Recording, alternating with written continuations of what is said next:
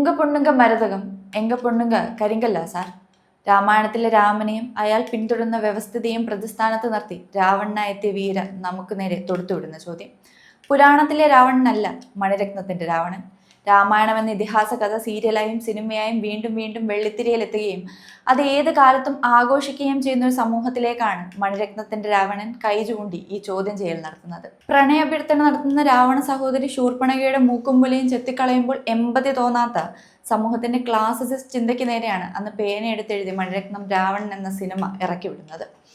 Aesthetic ഫ്രെയിമുകളും visual ബ്യൂട്ടിയും iconic ഡയലോഗുകളും പ്രപ്പോസലും പ്രണയവും മഴയും എല്ലാം മാറ്റിവെച്ചാലും മണിരത്നം ഇന്ത്യൻ സിനിമ ഇന്ന് വരെ പ്രൊഡ്യൂസ് ചെയ്തതിൽ വെച്ച് ഏറ്റവും മികച്ച സംവിധായകരിൽ ഒരാളാകുന്നത് ഈ മേൽപ്പറഞ്ഞ കാര്യങ്ങൾ കൊണ്ടുകൂടിയാണ്.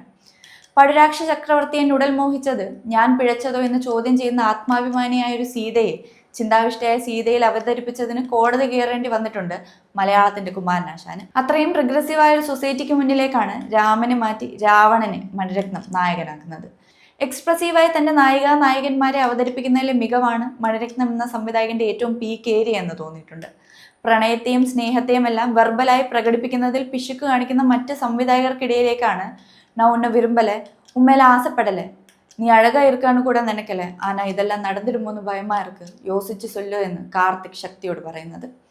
പ്രണയം വളരെ വൾണറബിളായും വളരെ സെൻസിറ്റീവായും ചിലപ്പോഴൊക്കെ വളരെ സില്ലിയായും തോന്നിപ്പിക്കുന്ന മണിരത്നം ശൈലി, അതിലെ ആകർഷണീയത. ഗീതാഞ്ജലി എന്ന ചിത്രത്തിന്റെ ക്ലൈമാക്സിൽ ഗീത ഒളിച്ചോടി പോകാമെന്ന് പറയുമ്പോൾ പ്രേക്ഷകൻ കരഞ്ഞുകൊണ്ട് ചിരിക്കുന്നത് പ്രണയത്തിലെ ആ സില്ലിനെസ് കണ്ടിട്ടാണ്. കോളേജ് അനൗൺസ്മെന്റ് റൂമിലേക്ക് കയറി ചെന്ന് എനിക്ക് നിന്നെ ഇഷ്ടമാണെന്ന് ദിവ്യയെ അറിയിക്കാൻ ശ്രമിക്കുന്ന മനോഹറിനോടും നമുക്ക് എന്തെന്നില്ലാത്ത പ്രിയം തോന്നുന്നത് അത് ഏറെക്കുറെ പ്രണയത്തിന്റെ പല നോൺസെൻസുകളോടും നമുക്ക് സിമിലറായ അനുഭവം തരുന്നത് കൊണ്ടാണ്. താരയും ഗീതയും ശക്തിയും ശ്യാമയും റോജയും സുജാതയും എല്ലാം പ്രണയത്തിൽ വളരെ വൾണറബിൾ ആകുന്നത് നമുക്ക് കാണാം. അവർ മാത്രമല്ല, അവരുടെ പാർട്ട്ണറും. പെണ്ണഴകിനെ ഏറ്റവും മനോഹരമായി സിനിമയിൽ ചിത്രീകരിക്കുന്നതും മണിരത്നം ചിത്രങ്ങളുടെ സ്വാഭാവിക ശൈലിയാണ്. അതിനുമപ്പുറം നായകനെ പോലെ തന്നെ ശക്തരാണ് മണിയുടെ നായകന്മാരും. എന്നെ വിட അധികമാ ആരെ പിടിക്കും എന്ന ദിലീപന്റെ ചോദ്യത്തിന് മുന്നിൽ ഒരു പിടി മണ്ണ് വാരിയെടുത്ത് ദിലീപന്റെ കവിളിലേക്കും പിന്നീട് അതേ ചേറ് തന്റെ തന്നെ കവിളിലേക്കും തേക്കുന്ന കന്നത്തിൽ മുത്തമിട്ടല്ല ശ്യാമ അതിന് വളരെ വലിയ ഉദാഹരണമാണ്. തമിഴ് വേട്ടയും അതിനെ ചൊല്ലിയുള്ള പലായനങ്ങളും നടക്കുന്ന കാലത്ത് പിറന്ന മണ്ണിനെ മറ്റെന്തിനേക്കാളും സ്നേഹിക്കുന്നുവെന്ന പൊളിറ്റിക്കൽ സ്റ്റേറ്റ്മെന്റ് വിളിച്ചു പറയുന്ന ഒരു കഥാപാത്രം.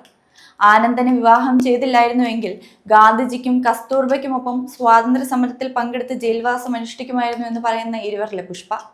വേശ്യാലയത്തിൽ ജീവിക്കുമ്പോഴും പഠിച്ചു മുന്നേറണമെന്ന സ്വപ്നം കാണുന്ന നില. നിഷ്കളങ്കയായ പെൺകുടിയിൽ നിന്ന് കരുത്തുറ്റ സ്ത്രീയിലേക്ക് ഗതിമാറുന്ന റോജ. ഇവരെല്ലാം മണിരത്നത്തിന്റെ കഥാപാത്ര സൃഷ്ടികളാണ്. നോർത്ത് ഇന്ത്യൻ സിനിമയെന്നും സൗത്ത് ഇന്ത്യൻ സിനിമയെന്നും തരംതിരിവ് നിലനിന്ന ഇന്ത്യൻ സിനിമയിൽ ആദ്യമായി ആ മതിലിനെ ബ്രേക്ക് ചെയ്യുന്നത് സംവിധായകൻ മണിരത്നമാണെന്ന് സിനിമാറ്റോഗ്രാഫർ രവിവർമ്മൻ പറയുന്നുണ്ട്.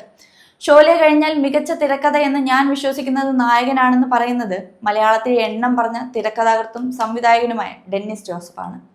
ഇന്ത്യൻ സിനിമ കണ്ട ഏറ്റവും മികച്ച ഗ്യാങ്സ്റ്റർ ചിത്രം മണിരത്നത്തിന്റെ നായകനാണ്.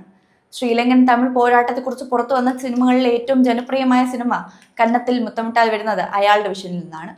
പ്രണയവും വിരഹവും ചതിയും കലാപവും മാനുഷികതയും എല്ലാം മണിരത്നത്തിന്റെ ഫിലിമോഗ്രഫി ലിസ്റ്റിൽ ഉൾപ്പെട്ടിട്ടുണ്ട്. പല പല ജോണറുകളിൽ അയാൾ എക്സ്പ്ലോർ ചെയ്യുന്ന പലവിധമായ മാനുഷിക സാമൂഹിക തലങ്ങൾ.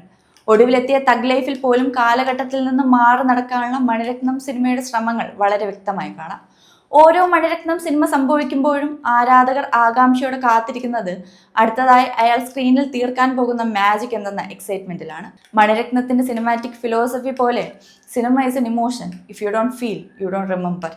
ഇക്കാലം അത്രയും നമ്മൾ അയാളുടെ സിനിമകൾ ഓർത്തിരിക്കുന്നത് നമ്മളത് കണ്ടതുകൊണ്ട് മാത്രമല്ല, പകരം സ്ക്രീനിൽ നമ്മളത് അനുഭവിക്കുകയാണ് എന്നതിനാലാണ്.